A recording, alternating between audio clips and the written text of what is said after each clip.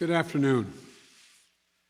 I want to speak today to the unfolding situation in Afghanistan, the developments that have taken place in the last week, and the steps we're taking to address the rapidly evolving events.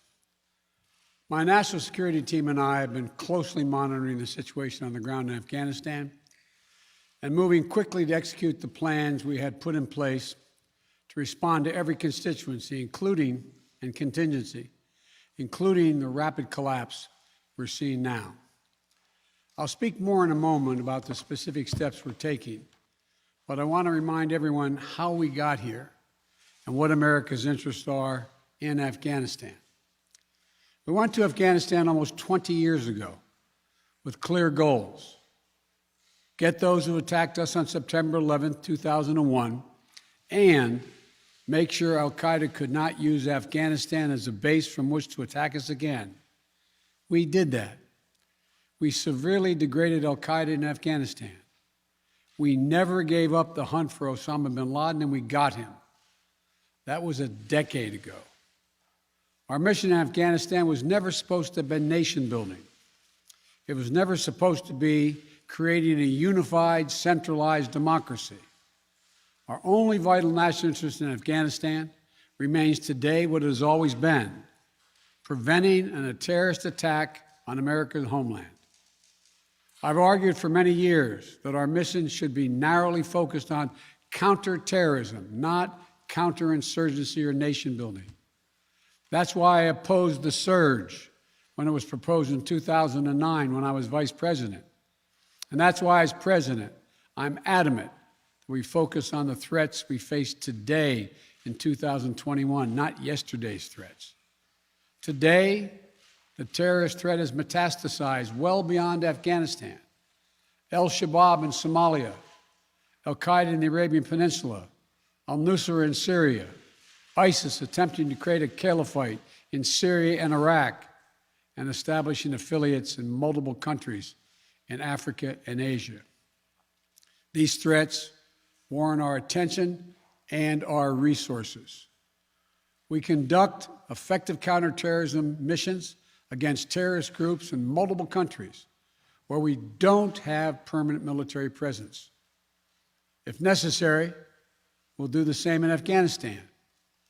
We've developed counterterrorism over-the-horizon capability that will allow us to keep our eyes firmly fixed on the direct threats to the United States in the region and act quickly and decisively if needed.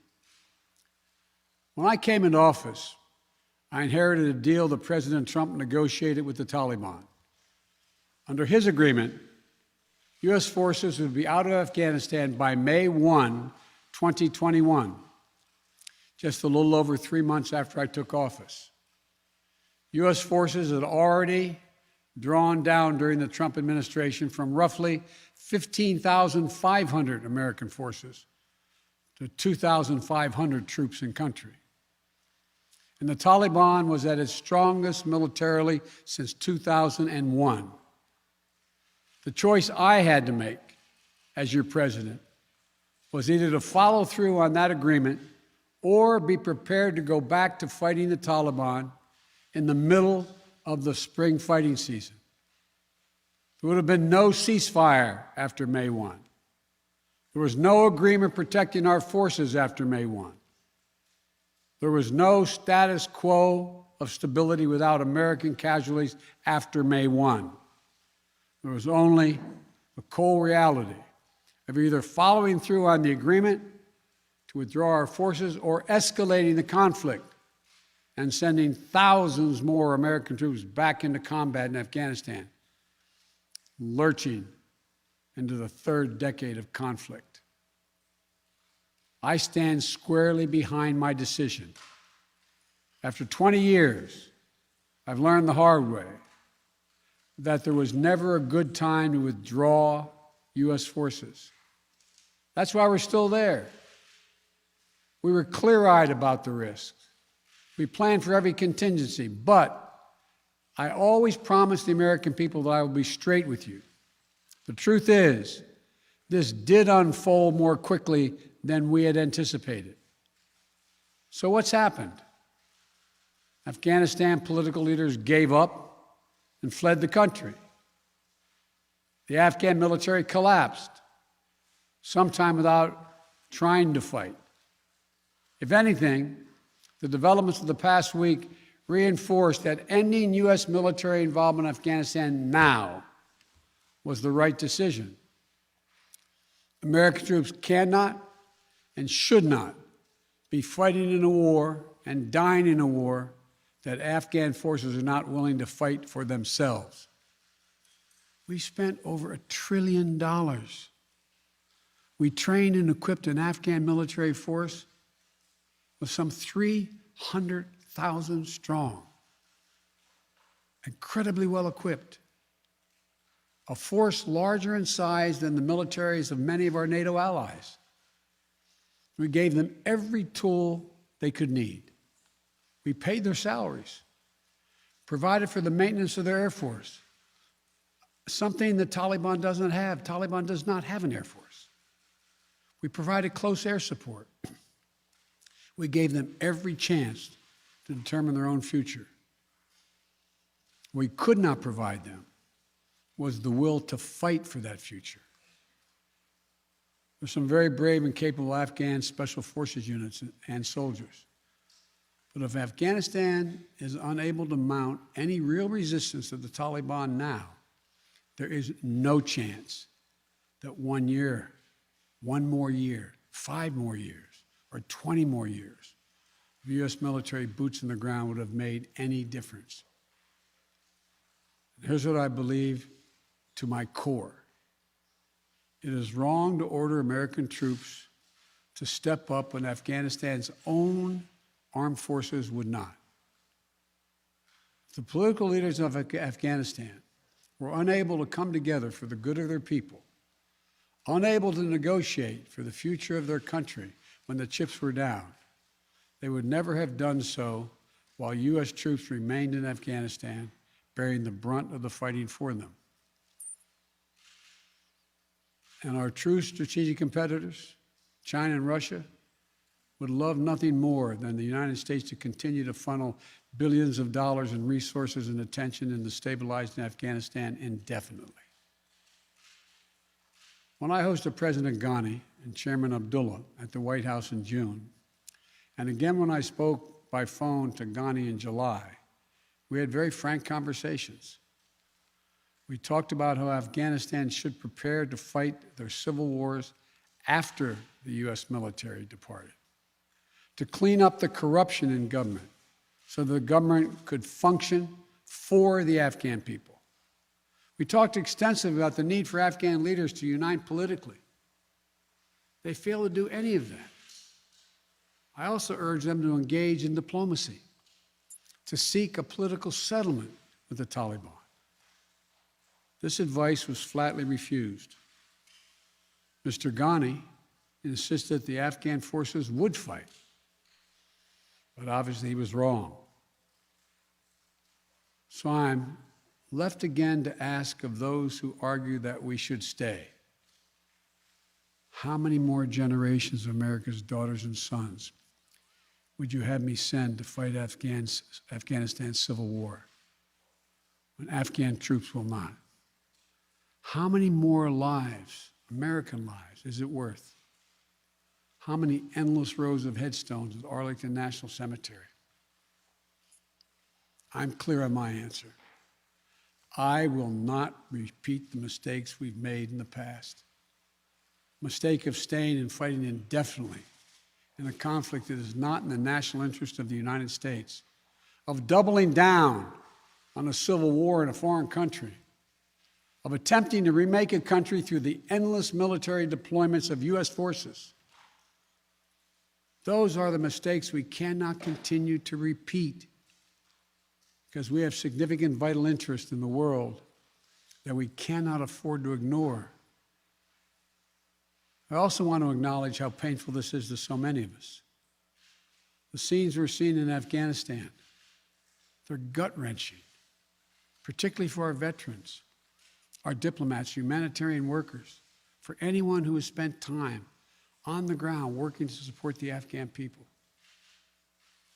for those who have lost loved ones in Afghanistan, and for Americans who have fought and served in the country, serve our country in Afghanistan. This is deeply, deeply personal. It is for me as well. I've worked on these issues as long as anyone. I've been throughout Afghanistan during this war, while the war was going on, from Kabul to Kandahar to the Kunar Valley. I've traveled there on 4 different occasions. I met with the people. I've spoken to the leaders. I spent time with our troops. And I came to understand firsthand what was and was not possible in Afghanistan. So now we're focused on what is possible. We will continue to support the Afghan people. We will lead with our diplomacy, our international influence, and our humanitarian aid. We'll continue to push for regional diplomacy and engagement to prevent violence and instability. We'll continue to speak out for the basic rights of the Afghan people, of women and girls, just as we speak out all over the world. I've been clear that human rights must be the center of our foreign policy, not the periphery. But the way to do it is not through endless military deployments. It's with our diplomacy, our economic tools, and rallying the world to join us. Well, let me lay out the current mission in Afghanistan. I was asked to authorize, and I did, 6,000 U.S. troops to deploy to Afghanistan for the purpose of assisting in the departure of U.S. and allied civilian personnel from Afghanistan, and to evacuate our Afghan allies and vulnerable Afghans to safety outside of Afghanistan. Our troops are working to secure the airfield and to ensure continued operation of both the civilian and military flights. We're taking over air traffic control. We have safely shut down our embassy and transferred our diplomats. Our diplomatic presence is now consolidated at the airport as well. Over the coming days, we intend to transport out thousands of American citizens who have been living and working in Afghanistan. We'll also continue to support the safe departure of civilian personnel, the civilian personnel of our allies who are still serving in Afghanistan. Operation Allies Refugee, which I announced back in July, has already moved 2,000 Afghans who are eligible for special immigration visas and their families to the United States. In the coming days, the U.S. military will provide assistance to move more SIV-eligible Afghans and their families out of Afghanistan. We're also expanding refugee access to cover other vulnerable Afghans who worked for our embassy. U.S. non-governmental agencies or U.S. non-governmental organizations and Afghans who otherwise are at great risk, in U.S. news agencies.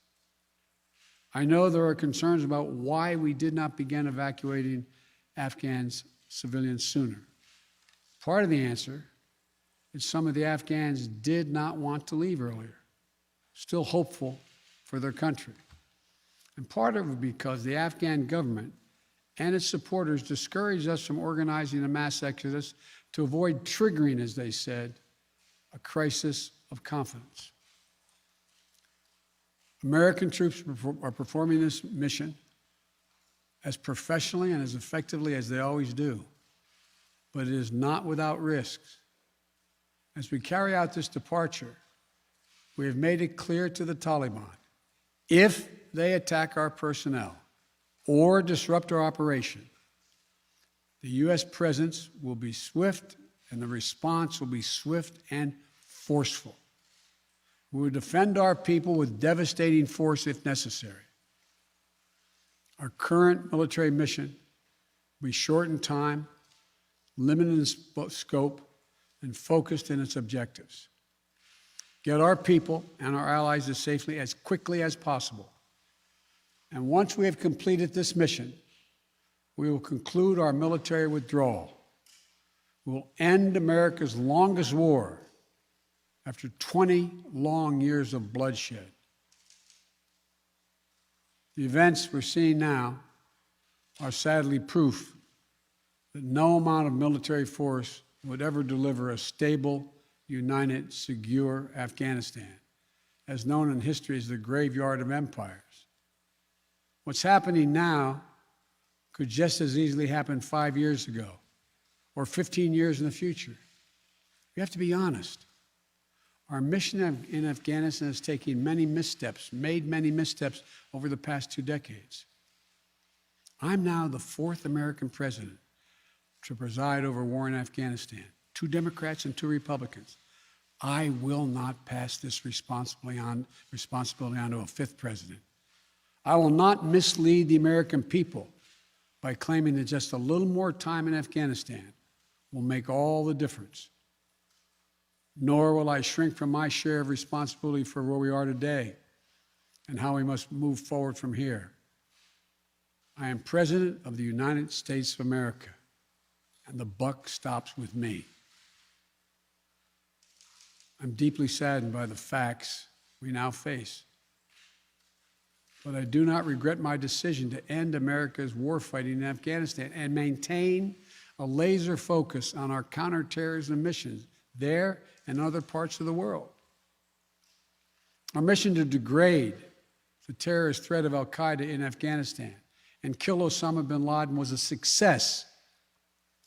Our decades-long effort to overcome centuries of history and permanently change and remake Afghanistan was not, and I wrote and believed it never could be.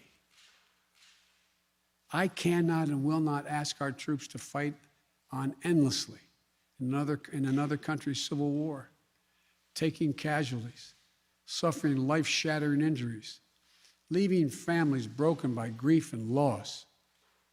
This is not in our national security interest. It is not what the American people want. It is not what our troops, who have sacrificed so much over the past 2 decades, deserve.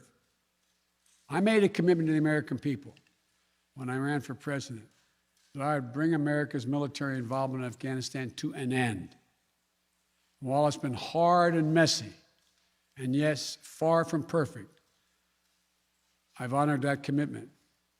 More importantly, I made a commitment to the brave men and women who serve this nation that I wasn't going to ask them to continue to risk their lives in a military action that should have ended long ago. Our leaders did that in Vietnam when I got here as a young man. I will not do it in Afghanistan. I know my decision will be criticized, but I would rather take all that criticism than pass this decision on to another president of the United States, yet another one, a 5th one, because it's the right one, it's the right decision for our people, the right one for our brave service members who risk their lives serving our nation, and it's the right one for America. Thank you. May God protect our troops, our diplomats, and all brave Americans serving in harm's way.